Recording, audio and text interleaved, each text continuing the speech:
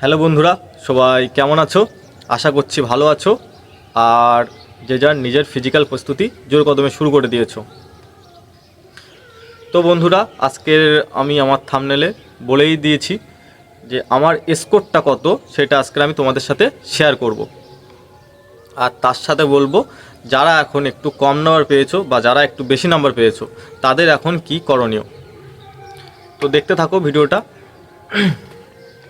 তো বন্ধুরা, এবছর এসএসসি জিডি 2025 এক্সামে আমার স্কোর হয়েছে 97। বন্ধুরা, যখন আমি বাড়িতে মক টেস্ট দিতাম তো আমার স্কোর 110-এর নিচে আমি কখনো মক টেস্টে পেতাম না। কিন্তু যখন আসল এক্সামটা দিতে গেলাম তখন ওখানেই কিন্তু আমার যে এক্সামটা দিলাম সেখানে আমার নাম্বারই কম চলে এসছে। তো এটা আমি এক্সপেক্ট করিনি। তো খারাপই লাগলো যে নাম্বারটা কম এসছে। বাট যখন আশেপাশে বন্ধুদের সবার কাছে শুনলাম তো দেখলাম যে সবাই এই বছর একটু কম নাম্বার পেয়েছে। 100-র ওপরে খুবই কম স্টুডেন্ট। তো আমি আগের বছরেও এক্সাম দিয়েছিলাম, আগের বছরও আমার এক্সপিরিয়েন্স ছিল।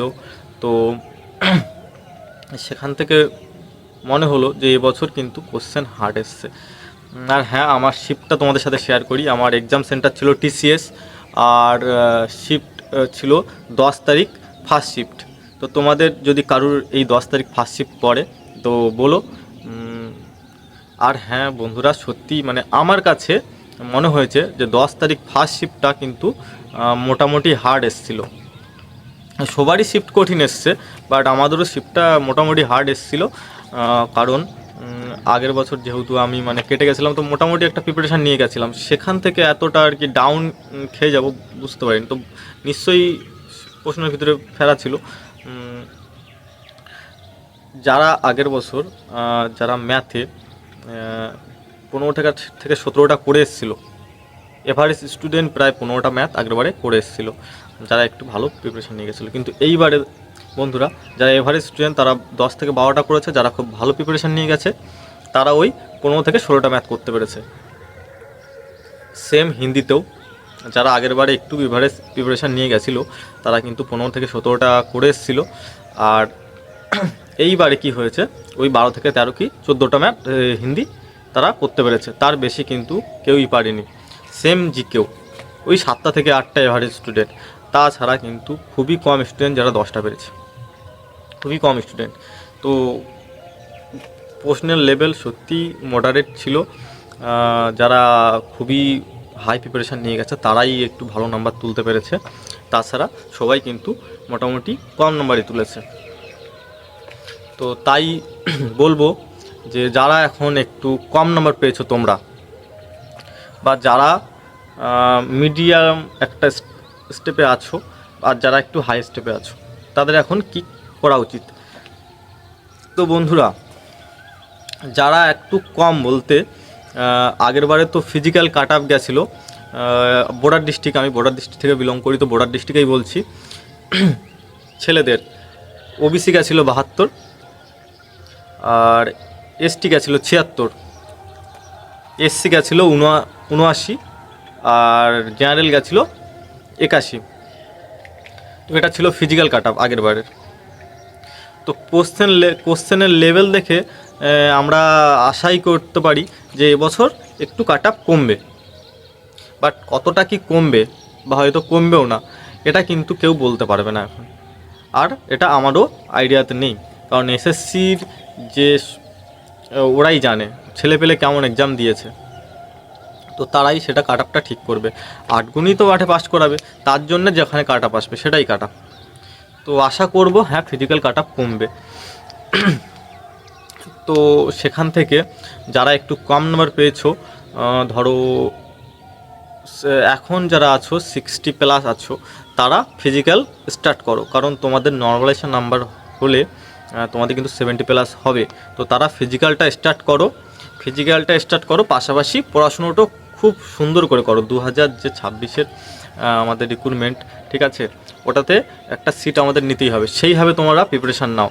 আর সাথে সাথে ফিজিক্যালটাও প্রিপারেশান নেবে। ফিজিক্যাল একদমই কম নম্বর পেয়েছো বলে যে না থাক, ও হবে হবে, পড়াশোনাটাই করি, একদমই না। তুমি ফিজিক্যাল করো, কারণ এবছর কিন্তু ফিজিক্যাল মেডিকেল একসাথে হতে পারে, কারণ আগের বছরও হয়েছে, তো এই বছরও হতে পারে।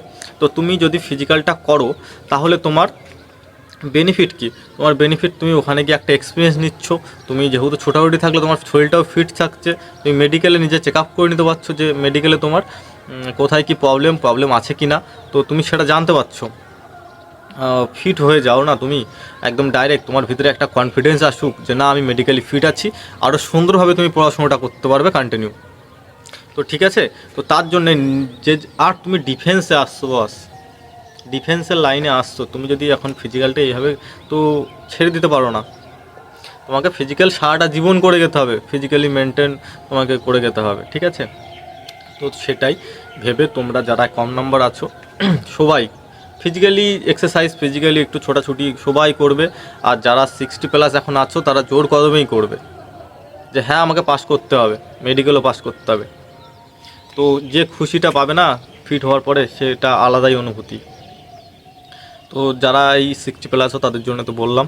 আর যারা হ্যাঁ ওই 70+ এখন আছো, 80+ আছো, তো তাদের জন্য তোমরা কিন্তু মিডিয়াম একটা পজিশানে আছো, ঠিক আছে? যে ওখান থেকে তোমরা তো মাঠ মেডিকেলে শিওর ডাক পাবে, এতে কোনো সন্দেহ নেই। তো তোমরা ফিজিক্যালটা করো। আর ফাইনাল যে ফাইনাল কাট আপটা এখন তখনই বলতে পারবো যখন ফিজিক্যাল কাট আপ আসবে একদম পুরো। এটা আমি কেন, এটা সবাই জানো যারা একটু এই এসএসসি লাইনে একটু পুরাতন, যে ফিজিক্যাল কাট আপ থেকে ফাইনাল কাট আপ কতটা বেশি যায়। কারণ 8 গুণই ডাকবে, ঠিক আছে? 8 গুণ ডাকবে, সেখান থেকে মাঠ মেডিকেল কমপ্লিট করে যে কটা ছেলে মানে কিছু ছেলে থাকবে, তো তারা কতটা বেশি কাট আপে তারা পেয়ে যায়। আগেরবারে যেরকম ছিল ওই ওবিসির মনে হয় 31 মতো বেশি হয়েছিল, ওটাই এভারেজ, মানে ওটাই হাই ছিল ওটার একটা ফিজিক্যাল থেকে ফাইনাল কাট আপে। তাছাড়া এসসি ছিল 26 মতো বেশি ছিল, আমি বর্ডার ডিস্ট্রিক্টে বলছি। তো এর আগেরবারও কিন্তু এটাই ছিল 26 মতো। তো বুঝতেই পারছো যে ওই 26 থেকে 30 বেশি থাকলে ফিজিক্যাল কাট আপ থেকে তারা কিন্তু সিলেকশন পাবে, ঠিক আছে? তো ফিজিক্যাল কাট আপটা দিক, তারপরে ফাইনাল কাট আপটা আমরা সবাই আশা করি ধারণা করতে পারবো। আর আমি আমার ভিডিওর মাধ্যমেও বলবো পুরো টপিক ওয়াইজ বুঝিয়ে তোমাদের সবাইকে বলার চেষ্টা করব তখনই। কিন্তু এখন আমি বলতে পারবো না, ফিজিক্যাল কাট আপটা আগে আসুক। ফিজিক্যাল কাট আপ না এসে যারা এখন এই কাট আপ ভিডিও দেখছো তারা কিন্তু অনেকটা বড় ভুল করছো। আমিও করেছিলাম আগের বারে, তো তাই তোমাদের বলছি যে যারা এখন উল্টোপাল্টা কাট আপ বলছে, যে অনেকে বলবে যে আগের বারের চাইতে বেশি কাট আপ যাবে, কারণ কাট আপ কখনো কমে না, তো এটাও ভুল কথা। আর যারা এখন বলবে যে কাট আপ হ্যাঁ কোশ্চেন লেভেল প্রচুর টাফ এসছে, কাট আপ কমই যাবে, তো এটাও কি করে বলছে? ছেলে পেলে কেমন এক্সাম দিয়েছে, তো মানে ও কি করে জানছে? লাখ লাখ ছেলে এক্সাম দিচ্ছে। তো এটা এসএসসির কাছেই ডাটা থাকবে, তারাই কাট আপ বলবে। এই নিয়ে অযথা অত্যাধিক ভিডিও দেখে মাথায় টেনশান করো না। আর কদিন পরেই রেজাল্ট দেবে, আশা করি এপ্রিলেই তো আমাদের রেজাল্ট আসছে। এবার ফার্স্ট উইকের দিকে আসে কি মিডিলে আসে সেটাও বলতে পারবো না, বাট এরকমই তো আসবে, এটা শিওর। কারণ গরমের সময় আমাদের মাঠ ফেলাবে, এটাই প্ল্যান এসএসসির, যে গরমে মাঠ ফেলিয়ে ছেলে পেলে বেশি করে রান থেকে আউট করবে, ঠিক আছে? আর এই প্ল্যানটা ওরা করেছে, এখানেই আমাদের ফাঁসলে হবে না।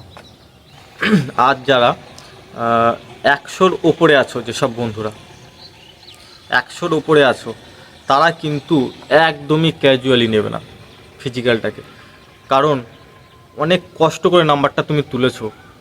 এবার তুমি যদি ফিজিক্যালি ক্যাজুয়ালি নিয়ে বাই চান্স ফেল হয়ে যাও না, খুবই কষ্ট। যখন শুনবে যে ফিজিক্যাল কাট আপ কম যাচ্ছে, ফাইনাল কাট আপ কম যাচ্ছে, তো এই নাম্বারটা তুলতে যে কি মানে তুমি যে কী পরিমাণ কষ্ট করছো সেটা তুমিই জানো। তো 100-র ওপরে যারা আছো তারা কিন্তু সেভে আছো, আর নিজের ফিজিক্যাল প্রস্তুতি একদম মানে সেই লেভেলেই নিয়ে যাও। যেরকম তুমি পড়াশোনায় মেহনত করেছো, সেই মেহনত তো এখন গ্রাউন্ডে তোমাকে করতে হবে, ঠিক আছে? একদমই ক্যাজুয়ালি নিও না, কারণ অনেক বেশি নাম্বার পেয়ে থাকে ছেলেরা, কিন্তু তারাই বাদ যায় রানে, তারাই বাদ যায় মেডিকেলে।